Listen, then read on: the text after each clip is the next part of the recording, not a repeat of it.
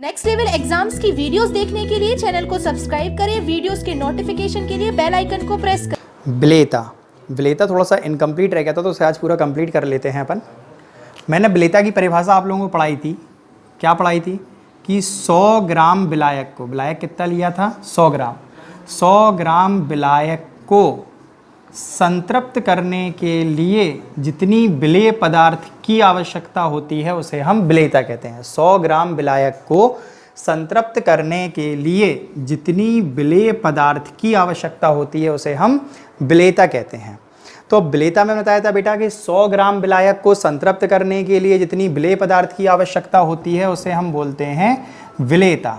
अब प्रभावित करने वाले कारकों में हमने केवल ताप पढ़ाया था, वो अधूरा रह गया था। तो अब स्टार्ट करते हैं। नंबर 1, ताप का प्रभाव। ताप का प्रभाव ध्यान से समझना।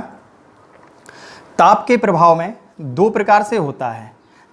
ताप विलेयता के समानुपाती भी होता है और ताप विलेयता के व्युत्क्रमानुपाती भी होता है। सॉल्युबिलिटी के डायरेक्टली प्रोपोर्शनल भी होता है और इन्वर्सली प्रोपोर्शनल भी होता है। डायरेक्टली प्रोपोर्शनल कब होता है? तो इसके लिए है ऊष्मा शोषी अभिक्रियाएं। कौन सी अभिक्रियाएं? ऊष्मा शोषी अभिक्रियाएं, एंडोथर्मिक रिएक्शंस।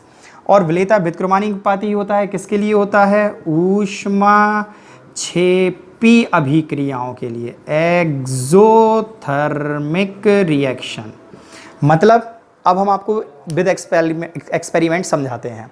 जैसे आप चीनी को पानी में घोल रहे थे, अब घोलते गए एक अवस्था ऐसी आएगी कि चीनी घुलना बंद हो जाएगी। जब चीनी घुलना बंद हो जाएगी तो वो संतृप्त विलयन बन गया।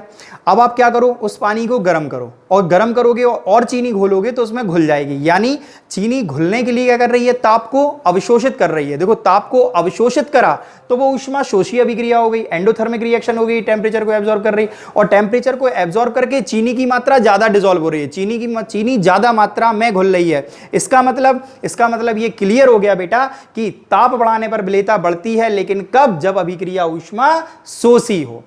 इसके विपरीत वे अभिक्रियाएं जो ऊष्मा क्षेपी होती हैं, अर्थात जिनमें ऊष्मा उत्सर्जित होती है यानी ऊष्मा निकलती है, वे ऊष्मा क्षेपी अभिक्रियाएं कहलाती हैं। और ऊष्मा क्षेपी अभिक्रियाओं में ताप बढ़ाने पर विलेयता घट जाती है। कैसे घट जाती है? तो ध्यान से समझिए। जैसे अपन लोगों ने देखा है कि चूने को, पानी को, पुराने जमाने में चूना ही घर पर पोता जाता था बेटा, तो चूने को अपन लोग ठंडे पानी में घोलते थे। आप एक गिलास पानी लीजिए फ्रिज का ठंडा और उसमें चूना घोलिए, घुल जाएगा। लेकिन आप उसी गिलास को हल्का सा गर्म करेंगे तो आप देखते हैं कि चूना नीचे जाके बैठ जाएगा और ऊपर पानी बिल्कुल साफ हो जाएगा। ये बिल्कुल एक्सपेरिमेंटल चीज है। मटके के पानी में जब चूना घोलते हैं तो आप देखते हो कभी कभी उसमें से बहुत तेज भाप निकलने लगती है, गर्म गैस निकलने लगती है जो CO2 होती है, लेकिन वो गर्म होती है और कभी कभी इतनी गर्म हो जाती है कि मटका फट जाता है, फूट जाता है। तो इस केस में आप साफ साफ देख सकते हैं चूने के केस में कि ऊष्मा निकल रही है, उत्सर्जित हो रही है ऊष्मा, तो वो ऊष्मा क्षेपी अभिक्रिया है। और उन अभिक्रियाओं में यदि आप ताप बढ़ाएंगे बेटा तो ऊष्मा के कारण विलेयता घट जाएगी।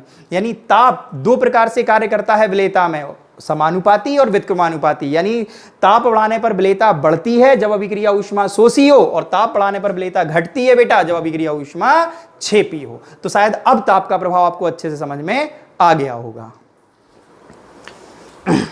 अब अपन लोगों को नेक्स्ट सीखना है दाब का प्रभाव।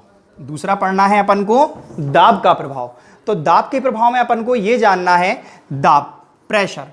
जो दाब है बेटा वो विलेयता के समानुपाती होता है। दाब जो है वो विलेयता के समानुपाती होता है। मतलब किसी भी पदार्थ पर जब अपन दाब बढ़ाते हैं तो वो उसमें विलेय हो जाता है। यानी दाब जो है वो विलेयता के समानुपाती होता है। और शायद आप लोगों ने हेनरी का नियम जो मैं अभी आगे पढ़ाऊंगा उसमें भी ये क्लियर बताया गया है कि दाब जो है वो विलेयता के समानुपाती होता है।